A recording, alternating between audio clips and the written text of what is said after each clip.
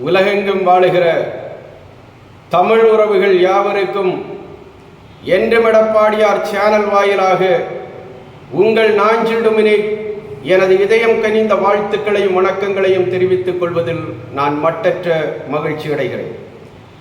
அருமைக்குரியவர்களே, இன்றைக்கு ஒரு 2-3 நாட்களுக்கு முன்னர் இந்தியா டுடே பத்திரிகையும் சீவோட்டர்ஸ் நிறுவனமும் இணைந்து ஒரு கருத்து கணிப்பை நடத்தி அதன் முடிவுகளை இன்றைக்கு வெளியிட்டிருக்கிறார். சீவோட்டர்ஸ் நிறுவனம் இன்றைக்கு நேற்றைக்கு கருத்து கணிப்பை நடத்துகிறதா என்று கேட்டால் கிடையாது. பல்வேறு காலகட்டங்களிலே, பல்வேறு காலங்களிலே, பல்வேறு தேர்தல்களிலே சீவோட்டர்ஸ் நிறுவனம் கருத்து கணிப்புகளை நடத்துகிறது. நாட்டு மக்களுக்கு அந்த கணிப்புகளை தந்திருக்கிறது. சீவோட்டர்ஸ் நிறுவனம் நடத்திய அத்தனை கருத்து கணிப்புகளும் மெய்யாகி இருக்கிறதா என்று கேட்டால் அவை கேள்வியாகவே இருந்து கொண்டிருக்கிறது. பல நேரங்களிலே சீவோட்டர்ஸ் கருத்து கணிப்பு பொய்த்து போயிருப்பதையும் நம்மாலே பார்க்க முடிந்திருக்கிறது. அந்த வகையில் ஒரு 2 நாட்களுக்கு முன்னாலே சீவோட்டர்ஸ் நிறுவனம் ஒரு கருத்து கணிப்பை எடுத்து அது வெளியிட்டிருக்கிறது. எப்படிப்பட்ட கருத்து கணிப்புன்னா, நாடு முழுவதும் இருக்கிற நாடாளுமன்ற தொகுதிகளுக்கு இன்றைய தேதியிலே தேர்தல் நடத்தப்பட்டால் எந்த கட்சிக்கு அதிகமான சீட்டுகள் கிடைக்கும் என்கிற ரீதியிலே ஒரு கருத்து கணிப்பை அவர்கள் நடத்தியிருக்கிறார்கள். அவர்கள் நடத்திய கருத்து கணிப்பின்படி தேசத்தை ஆளுகிற பாரதிய ஜனதா கட்சியே மீண்டும் நாடாளுகிற வாய்ப்பை பெறும் பெரும்பான்மையோடு பாரதிய ஜனதா கட்சி ஆட்சி அமைக்கும் என்கிற செய்தியை சீவோட்டர்ஸ் கருத்து கணிப்பு சொல்லுகிறது. அதே சீவோட்டர்ஸ் சொல்லுகிறது, நாடாளுகிற பிரதமராக மிருகபலத்தோடு நரேந்திர மோடி இன்றைய தேதியிலே தேர்தல் நடத்தப்பட்டால் நாட்டினுடைய பிரதமராக முடிசூடிக் கொள்வார் என்கிற செய்தியையும் அந்த சீவோட்டர்ஸ் நிறுவனம் இந்த நாட்டு மக்களுக்கு சொல்லி இருக்கிறது. அந்த சீவோட்டர்ஸ் நிறுவனம் தான் இன்னைக்கு என்ன பண்ணியிருக்குன்னா, மாநிலங்கள் வாரியாக கணிப்புகளை வெளியிட்டிருக்கிறது. மாநிலங்கள் வாரியாக கணிப்புகளை வெளியிட்டிருக்கிற சீவோட்டர்ஸ் நிறுவனம் தமிழ்நாட்டில் இருக்கிற 39 நாடாளுமன்ற தொகுதியோடு சேர்த்து புதுச்சேரி உட்பட 40 நாடாளுமன்ற தொகுதிகளுக்கான தன்னுடைய கணிப்பை இன்றைக்கு வெளியிட்டிருக்கிறது. அப்படி வெளியிட்டிருக்கிற சீவோட்டர்ஸ் நிறுவனம் என்ன சொல்லுதுன்னா, இன்னைக்கு தேதியில் தேர்தல் நடத்தப்பட்டால் 40 நாடாளுமன்ற தொகுதிகளில் நாடாளுகிற திராவிட முன்னேற்ற கழகம் 37 நாடாளுமன்ற தொகுதிகளை கைப்பற்றும் என்றும், என்டிஏ கூட்டணி அதிமுக பாஜக அங்கவகிக்கிற என்டிஏ 3 நாடாளுமன்ற தொகுதிகளை கைப்பற்றும் என்கிற செய்தியை இன்னைக்கு சீவோட்டர்ஸ் நிறுவனம் இந்த நாட்டு மக்களுக்கு தந்திருக்கிறது. சீவோட்டர்ஸ் நிறுவனம் இன்னும் சொல்லுகிறது, என்ன சொல்லுகிறதுன்னா, இந்த தேர்தல் முடிவுகளின்படி திராவிட முன்னேற்ற கழகம் அங்கவகிக்கிற இந்தியா கூட்டணி 48% வாக்குகளை பெறும் என்றும், அதிமுக அங்கவகிக்கிற என்டிஏ கூட்டணி 37% வாக்குகளை பெறும் என்றும், எஞ்சி இருக்கிற 15% வாக்குகளை அதர்ஸ் என்கிற அடிப்படையில் அவர்கள் தந்திருக்கிறார்களாம். அந்த அதர்ஸ் என்கிற வகை ஒரு நாடாளுமன்ற தொகுதியை கூட பெறப்போவதில்லை என்கிற செய்தியை சீவோட்டர்ஸ் இன்றைக்கு நாட்டு மக்களுக்கு தந்திருக்கிறது. சீவோட்டர்ஸ் இந்த கணிப்பு உள்ளபடியே சொல்லுகிற போது நம்மை புருவத்தை உயர்த்த செய்கிறது. என்னடா சீவோட்டர்ஸ் இப்படிப்பட்ட ஒரு கருத்து திணிப்பை இந்த நாட்டு மக்கள் மீது தந்திருக்கிறது என்கிற அச்சம் இன்றைக்கு நாடு முழுவதும் இருக்கிற நடுநிலையாளர்களுக்கு ஏற்பட்டிருக்கிறது. ஏன்னா இன்னைக்கு நாட்டு மக்களுக்கு நன்றாகவே தெரியும். ஏன்னா 2024 நாடாளுமன்ற தேர்தல் நடந்த நேரத்திலேயே பல்வேறு கருத்து கணிப்பு நிறுவனங்கள் ஆருடம் பேசியது. என்ன சொன்னாங்கன்னா, அண்ணா திராவிட முன்னேற்ற கழகம் பாரதிய ஜனதா கட்சியோடு கரம் கோர்த்தால் 2024 நாடாளுமன்ற தேர்தல் நேரத்திலேயே அந்த கூட்டணி குறைந்தபட்சம் 15 தொகுதிகளை கைப்பற்றும் என்கிற செய்தி அன்னைக்கே சொல்லப்பட்டது. ஆக 2024 தேர்தலிலேயே பாரதிய ஜனதா கட்சியோடு அதிமுக கரம் கோர்த்திருந்தால் 15 நாடாளுமன்ற தொகுதிகளை வெற்றி பெற்றிருக்க கூடும் என்கிற நிலை இருந்த நிலையில் இன்னைக்கு எடுக்கப்பட்டிருக்கிற இந்த கருத்து கணிப்பிலே அதிமுக பாஜக கூட்டணி அங்கம் வகிக்கிற என்டிஏவுக்கு வெறும் 3 நாடாளுமன்ற தொகுதி தான் கிடைக்கும் என்கிற செய்தியோடு 37% வாக்குகள் மட்டும்தான் கிடைக்கும். திராவிட முன்னேற்ற கழக கூட்டணிக்கு 37 பிளஸ் 48% வாக்குகள் என்று கேட்டால் இது ஏற்கிற அடிப்படையில் இருக்கிறதா என்று கேட்டால் கிடையாது. அதே சிவோட்டஸ் சொல்லுகிறது, என்ன சொல்லுதாங்கன்னா, புதிதாக தமிழ்நாட்டில் களத்துக்கு வந்திருக்கிற தமிழக வெற்றி கழகத்துடைய தலைவர் விஜய் தவிர்க்கக்கூடிய சக்தியாக இல்லை. அவர் நிராகரிக்கப்பட வேண்டிய இடத்தில் விஜய் இருக்கிறாரா என்று கேட்டால் இல்லை என்று சொல்லுகிறது. அந்த சிவோட்டஸ் நிறுவனம் விஜய் அவர்களுக்கு என்ன பண்ணுதாங்கன்னா 2 இலக்க எண்ணிக்கையிலே 10% வாக்குகளை தமிழக வெற்றி கழகத்துக்கு தருகிறார்கள். தமிழக வெற்றி கழகத்துக்கு 10% வாக்குகளை சிவோட்டஸ் நிறுவனம் தருகிறது என்று சொன்னால், நான் கேட்கிறேன் அருமைக்குரியவர்களே, கடந்த நாடாளுமன்ற தேர்தலின் போது 8.1% வாக்குகளை தனக்கென்று நிரூபித்து காட்டிய நாம் தமிழர் கட்சியுடைய வாக்கு வங்கி எங்கே போனது? அவர்களுடைய வாக்கு நிலை இன்னைக்கு என்ன? இன்னும் சொல்ல போனால் பாட்டாளி மக்கள் கட்சி எங்கே போனது? தேமுதிக எங்கே போனது? அமமுக எங்கே போனது? இன்னும் இருக்கிற இதர கட்சிகளுக்கான வாக்கு வங்கி எங்கே போனது? 5% நாம் தமிழர் உட்பட மற்ற கட்சிகளை எல்லாம் அடக்கி ஆண்டு விட முடியுமா? வாசித்து விட முடியுமா? சிவோட்டஸ் நிறுவனம் இன்றைக்கு ஒரு கருத்து திணிப்பை இந்த நாட்டு மக்கள் மீது திட்டமிட்டு அது திணித்திருப்பதை நம்மாலே பார்க்க முடிகிறது. ஆக 15% வாக்குகளில் தளபதி விஜயனுடைய வெற்றி கழகத்துக்கு 10% வாக்கு போய்விடுவாம். 5% வாக்குகளைத்தான் நாம் தமிழர் உட்பட மற்ற கட்சிகள் எல்லாம் பெறக்கூடும் என்கிற செய்தியை இன்னைக்கு சிவோட்டஸ் திட்டமிட்டு நாட்டு மக்கள் மத்தியிலே திணித்துக் கொண்டிருக்கிறது என்பதை நாம் மறந்துவிடக் கூடாது. அருமைக்குரியவர்களே, இன்றைக்கு நாடு இருக்கிற சூழல் எப்படி இருக்குன்னா, தமிழ்நாட்டிலே ஒரு மிகப்பெரிய ஆன்டி இன்கம்பன்சி இருக்கிறது. அனைத்து இந்திய அண்ணா திராவிட முன்னேற்ற கழகத்தை பொறுத்த மட்டும் 2011ஆம் ஆண்டு ஆட்சி அதிகாரத்துக்கு வந்த அதிமுக தொடர்ந்து 10 ஆண்டு காலம் தமிழ்நாட்டில் ஆட்சி தந்தது.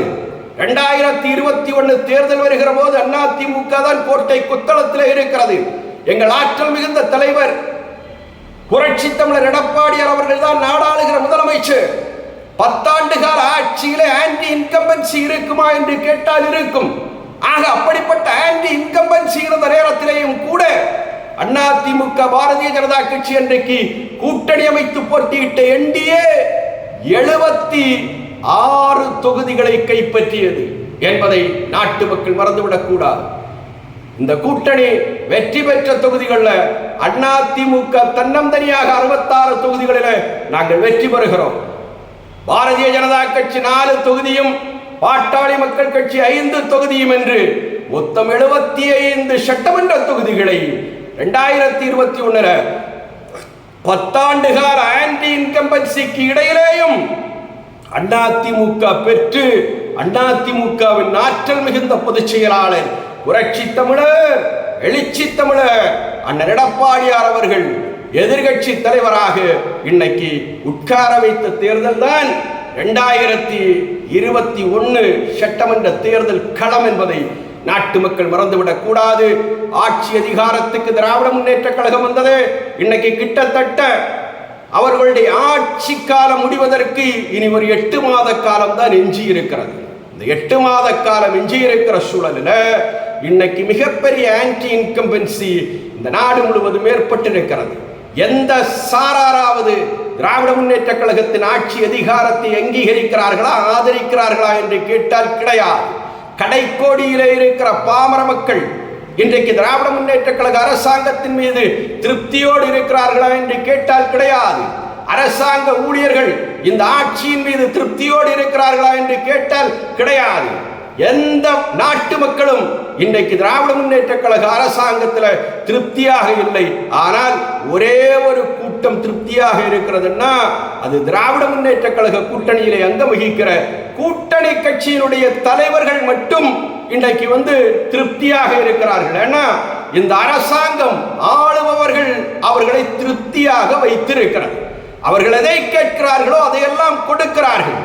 ஆக கொடுக்கிற காரணத்தினாலே, அவர்கள் பெறுகிற இடத்தில் இருக்கிற காரணத்தினாலே ஆளுகிற திராவிட முன்னேற்ற கழகத்தின் மீது அக்கினி கணைகளை வீசுவதற்கு இன்னைக்கு திராவிட முன்னேற்ற கழகத்துடைய கூட்டணி கட்சி தலைவர்கள் அச்சம் காட்டுகிறார்கள் என்கிற நிலை இன்னைக்கு தமிழ்நாட்டினுடைய அரசியல் களத்திலே இருந்து கொண்டிருக்கிறது.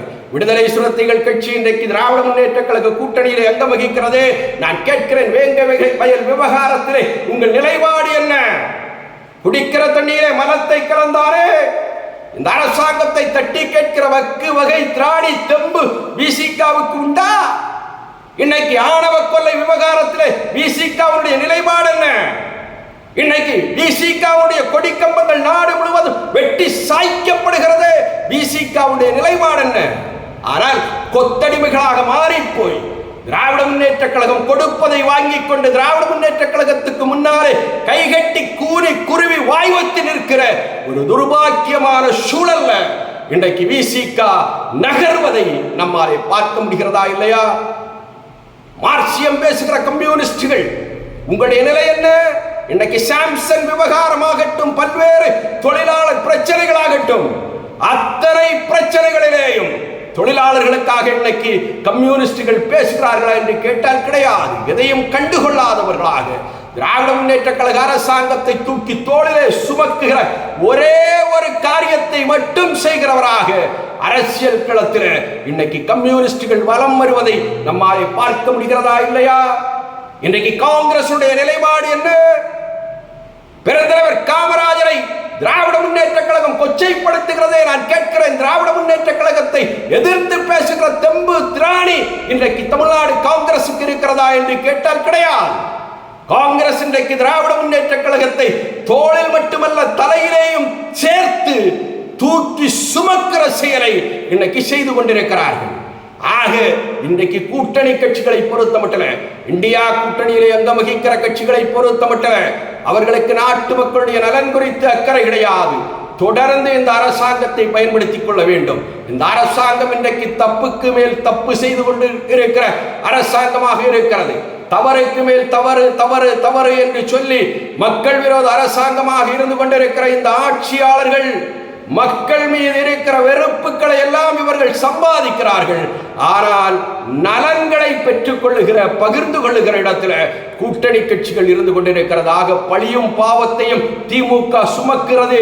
அந்த பழி பாவம் மூலமாக வருகிற லாபத்தை அனுபவிக்கிறவர்களாக இன்றைக்கு இந்தியா கூட்டணியிலே அங்கம் வகிக்கிற அந்த கூட்டணி கட்சிகள் எல்லாம் இருந்து கொண்டிருக்கிறது என்கிற நிலை இன்னைக்கு தமிழ்நாட்டில் இருக்கிறது. ஆக திராவிட முன்னேற்ற கழக அரசாங்கத்தை பொறுத்தமட்டில் இன்றைக்கு ஒரு மிகப்பெரிய ஆன்டி இன்கம்பன்சி இன்றைக்கு இருந்து கொண்டிருக்கிறது. இன்றைக்கு அதிமுகவை பார்த்து, என்டிஏவை பார்த்து சீவோட்டோஸ் சொல்லுகிறீர்களே, 37% வாக்குகளை பெற்று வெறும் 3 நாடாளுமன்ற தொகுதிகளை மட்டும்தான் பெறுவார்கள் என்று பேசுகிறீர்களே. நான் கேட்கிறேன், இன்னைக்கு கிட்டத்தட்ட ஒரு 120 சட்டமன்ற தொகுதிகளை அண்ணா திராவிட முன்னேற்ற கழகத்துடைய பொதுச் செயலாளர், நாடாளுகிற எதிர்கட்சி தலைவர், நாளை நாடாள போகிற முதலமைச்சர் புரட்சி தமிழர் எழுச்சி தமிழர் அண்ணன் எடப்பாடியார் சுற்றுப்பயணம் செய்து முடித்து விட்டார். மக்களை காப்போம், தமிழகத்தை மீட்போம் என்கிற பெயரில் திரண்டு வந்திருக்கிற கூட்டம் இதை சொல்லுகிறது. மக்கள் தன்னெழுச்சியாக திரளுகிறார்கள். எடப்பாடியாரை பார்ப்பதற்கும் அவருடைய பேச்சை கேட்பதற்குமாக இன்றைக்கு நாடு முழுவதும் இருக்கிற இளைஞர் படை மட்டுமல்ல, மகளிர், இளம்பெண்கள் ஆக தாய்க்குலங்கள் சாறை சாறையாக திரண்டு வருகிறதே. கூட்டி வரப்பட்ட கூட்டமா என்று கேட்டால் கிடையாது, தானாக திரண்டு வருகிற கூட்டம். தமிழ்நாட்டில் நடக்கிற அவலாட்சியை அப்புறப்படுத்த வேண்டும் என்கிற வெறியோடு, உத்வேகத்தோடு எடப்பாடியாருடைய கூட்டத்துக்கு தன்னெழுச்சியோடு வருகிற கூட்டம். இந்த கூட்டம் எதை சொல்லுகிறது? It is simply a sign for change என்பதை மறந்துவிடக் கூடாது. இதுதான் மாற்றத்துக்கான அறிகுறி. நாட்டு மக்கள் மத்தியிலே எழுகிற அந்த அதிருப்தியின் வெளிப்பாடாகத்தான் இன்னைக்கு புரட்சி தமிழர், எழுச்சி தமிழர் எடப்பாடியார் அவர்களுடைய கூட்டங்களுக்கு நாட்டு மக்கள் பெரும் திரளாக திருவிழாவுக்கு செல்வதை போல திரண்டு வருவதை இன்னைக்கு நம்மாலே பார்க்க முடிகிறது என்பதையும் இன்னைக்கு நாட்டு மக்கள் மறந்துவிடக் கூடாது. ஆக தமிழ்நாட்டினுடைய அரசியல் நிலை என்னன்னா, திராவிட முன்னேற்ற கழகம் ஆட்சி செய்கிறது, அதிருப்தி இருக்கிறது, மக்களுக்கு அதிருப்தி வந்ததுன்னா அந்த அதிருப்தி யாருக்கு சாதகமாக மாறும்னா அதிமுகவுக்கு சாதகமாக மாறும். அதிமுக ஆட்சி செய்கிறது, அதிருப்தி வந்துட்டன்னா அந்த அதிருப்தி திராவிட முன்னேற்ற கழகத்துக்கு சாதகமாக மாறும். ஆக தமிழ்நாட்டை யார் ஆட்சி செய்யக்கூடும்னா either it may be DMK or ADMK. Either AIADMK ஆளும் இல்லைன்னா திமுக ஆளும். இந்த இரண்டு கட்சிகளை தவிர்த்து வேறு எந்த கட்சிக்கும் தமிழ்நாட்டில் வேலை கிடையாது. ஆக அந்த விதத்திலே நாம் பார்க்கிற போது இன்றைக்கு தமிழ்நாட்டில் புதிதாக வந்திருக்கிற தளபதி விஜய் அவர்களுடைய தலைமையிலான தமிழக வெற்றி கழகம், தமிழக வெற்றி கழகத்துக்கு தமிழ்நாட்டிலே வீச்சு இருக்கிறதா, ஒரு அலை இருக்கிறதா, அங்கீகாரம் இருக்கிறதா என்று கேட்டால் அதை நாம் மறுப்பதற்கு தயாராக இல்லை. தளபதி விஜய் அவர்களை இந்த நாட்டிலே இளைஞர்கள் நேசிக்கிறார்கள், இளம் பெண்கள் நேசிக்கிறார்கள், மகளிர் தாய்க்குலங்கள் நேசிக்கிறது. அதில் ஒன்றும் மாற்று கருத்துக்கு இடம் கிடையாது. ஆனால் 2026 சட்டமன்ற தேர்தல் களத்தில் தளபதி விஜய் அவர்கள் தன்னந்தனியாக நின்று எதையாவது சாதித்து விட முடியுமா என்று கேட்டால் நிச்சயமாக முடியாது. ஏன்னா தளபதி விஜய் அவர்கள் ஒரு 10% 15% வாக்குகளை பெறுகிற போது தமிழ்நாட்டில் தளபதி விஜயால் ஆட்சி அதிகாரத்துக்கு வர முடியுமா என்று கேட்டால் முடியாது. ஏதாவது சட்டமன்ற தொகுதிகளை வென்றெடுக்க முடியுமா என்று கேட்டால் முடியாது. மரியாதைக்குரிய கேப்டன் விஜயகாந்த் அவர்கள் கட்சி ஆரம்பித்த போது அவர் 234 சட்டமன்ற தொகுதிகளிலேயும் தன்னந்தனியாக போட்டியிட்டார். அன்னைக்கு அவரும் பேசினார். என்ன பேசினார்னா, மக்களோடும் ஆண்டவரோடு மட்டும்தான் கூட்டணி, அவர்களை நம்பி நான் களத்துக்கு வருகிறேன், களத்துக்கு நிற்கிறேன் என்று சொல்லி போட்டியிட்ட கேப்டன் விஜயகாந்த் அவர்கள் அவர் போட்டியிட்ட ஒரு தொகுதியிலே மட்டும்தான் வெற்றி வாகை சூட முடிந்தது என்பது வரலாறு. பல்வேறு தொகுதிகளிலே அவர் டெபாசிட்டை இழந்த சூழல் தமிழ்நாட்டினுடைய அரசியல் களத்திலே நடந்தது. ஆக இன்னைக்கு கேப்டன் விஜயகாந்த் அவர்களோடு தளபதி விஜய் அவர்களை நான் ஒப்பிட்டு பேசுகிறேன் என்று நினைத்து விடக்கூடாது. ஏன்னா கேப்டன் விஜயகாந்த் அவர்களை விட தளபதி விஜய் அவர்களுக்கு இன்னும் அதிகமான செல்வாக்கு இருக்கிறது என்பதை நான் பகிரங்கமாக ஒத்துக்கொள்ளுகிறேன். ஏன்னா கேப்டன் விஜயகாந்த் அவர்கள் அன்னைக்கு முதல் தேர்தலில் 8% வாக்குகளை பெற முடிந்ததுன்னா இவர் வேணும்னா 8-16% பெறக்கூடும். ஆனால் அது ஆட்சிக்கு வழிவகுக்குமா, வெற்றிக்கு வழிவகுக்குமா என்று கேட்டால் நிச்சயமாக கிடையாது. இன்னைக்கு தமிழ்நாட்டை பொறுத்த மட்டும் தமிழ்நாட்டு மக்களுடைய ஒற்றை இலக்கு, ஒற்றை கோரிக்கை என்ன? ஆளுகிற திராவிட முன்னேற்ற கழகம் ஆட்சி கட்டிலே இருந்து அகற்றப்பட்டாக வேண்டும். தளபதி விஜய் அவர்கள் கூட என்ன சொல்லுதாரு?